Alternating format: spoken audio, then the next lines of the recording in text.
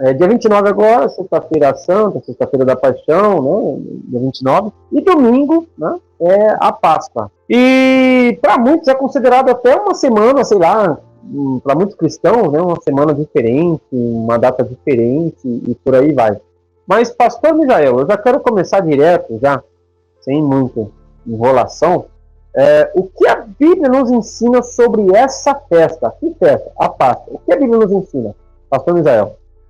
Imaginemos nós, queridos, que as Escrituras, elas nos ensinam muito mesmo, principalmente nesses dias que nós estamos falando a respeito do Apocalipse, nós não poderíamos desvincular de forma alguma todas estas crenças, que elas são litúrgicas, que elas são ligadas ao romanismo e têm procurado introduzir na mente dos chamados fiéis a maneira de servir a Deus de uma forma que nós encontramos dentro das Escrituras Sagradas.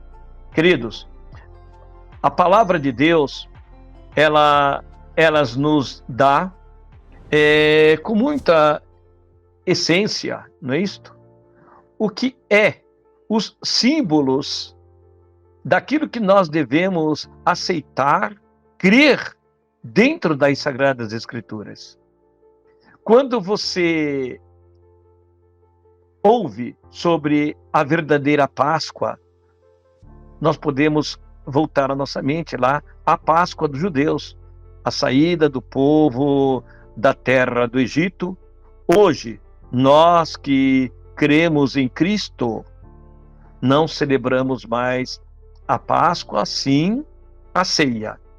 A Páscoa, ela é o Pessah, que significa saída da terra do Egito, passagem, ali a travessia do Mar Vermelho, em direção à terra de Canaã.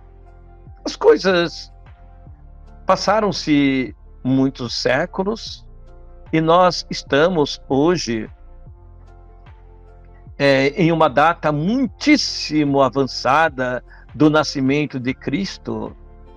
E quantas infiltrações em toda a maneira de crer está infiltrada, já criou até raízes na mente dos chamados cristãos.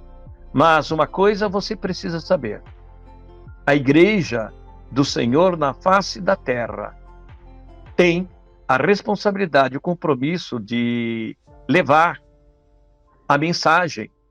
Eu quero aqui colaborar com os irmãos.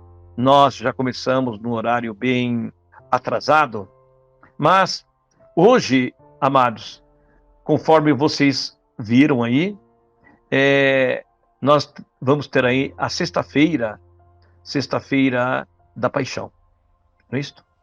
Sexta-feira da Paixão. E nós vamos ter também o domingo da Ressurreição.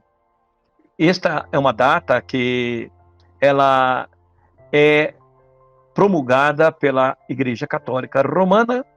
Agora você observa bem, já começa por aí. Você vê, sabe que o nosso Senhor Jesus Cristo, ele morreu no dia 14 de Nissan, ou de Abib. Não é difícil para você entender isto. Você pode ter uma data em sua mente, ou de uma morte, ou de um nascimento.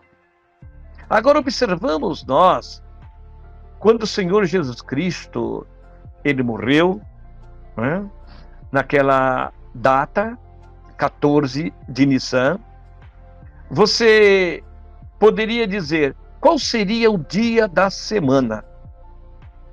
Nos anos subsequentes, será que cairia, queridos, sempre na mesma data, mesmo dia, digo, da semana? sempre uma chamada sexta-feira?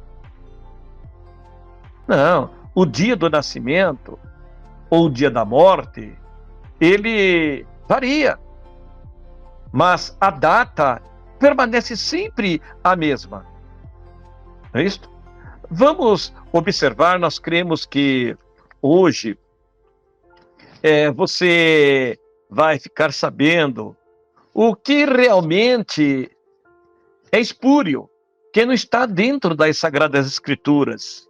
Nós temos aqui alguns símbolos para a data dessa Páscoa. Nós temos Ciro Pascal, por exemplo, nós temos a colomba pascal, nós temos o ovo, nós temos o coelho. Agora você volta para as Sagradas Escrituras, será que você acha isto dentro das Sagradas Escrituras? Eu não quero adiantar falar sobre os símbolos, que hoje quem vai falar a respeito disso é o pastor Marcos, mas existe uma lenda, por exemplo, que quando Cristo ele foi sepultado, havia uma sepultura ao lado, uma sepultura vazia. E nessa sepultura, ali havia um coelho. E este coelho, ele estava sempre ali naquela sepultura. Ele viu Cristo sendo sepultado ali, passando-se alguns dias, né? Quando chegou no domingo, e é chamado domingo da ressurreição, esse coelho foi o primeiro a testemunhar a ressurreição de Cristo. Você sabe onde está escrito? Você vasculha nas Sagradas Escrituras que você não vai achar. Acha ou não? Creio que não. Então são lendas, queridos, e essas lendas, elas se estendem com vários símbolos que nós encontramos aí na prática da chamada Páscoa, que não é a verdadeira Páscoa das Sagradas Escrituras. Então, a verdadeira Páscoa das Sagradas Escrituras nós encontramos, principalmente a primeira ali no livro de Êxodo, no capítulo 12, quando o povo saiu da terra do Egito. Então, o Senhor, ele falou com Moisés como que eles deveriam celebrar a Páscoa. Então, a Páscoa, realmente, quando o Senhor ordenou, ali ele disse, olha, vocês separam um cordeiro, este cordeiro, dia 10, vocês separam ele, deixa ele se alimentando somente com coisas puras, e no dia 14, vocês vão imolar este cordeiro. Se a família ela for pequena para este cordeiro, você pode chamar o seu vizinho para que vocês realmente celebrem a Páscoa do Senhor. Então a Páscoa do Senhor, ela é celebrada com o cordeiro. O cordeiro, ele simbolizava, gera sombra de Cristo. Agora, estenda a sua mente, queridos, todos os símbolos que continha na mesa da Páscoa, ele deveria realmente, deveria ver ele ali quando os apóstolos haviam de celebrar a Páscoa. Então, o que havia era o cordeiro, as ervas amargas, né? O pão e o vinho. Então, esses eram os componentes da Páscoa. Então, todos os adendos que você vê hoje são antibíblicos. E como o pastor Marcos, ele elaborou o tema aí, fofinhos e gostosos. Queridos, nós poderíamos aqui falar uma noite toda, mas se você pegar um ovo de Páscoa, que você está vendo com seus próprios olhos, quando você desembrulha esse ovo de Páscoa, esse chocolate, com esse sabor tão chamativo, tão aconchegante, as pessoas não querem nem saber. Vão degustá-lo. Mas, queridos, é um assunto que nós vamos discorrer e você precisa entender que o grande perigo, como diz, é o que ele simboliza, onde você vai realmente poder acreditar através da fé.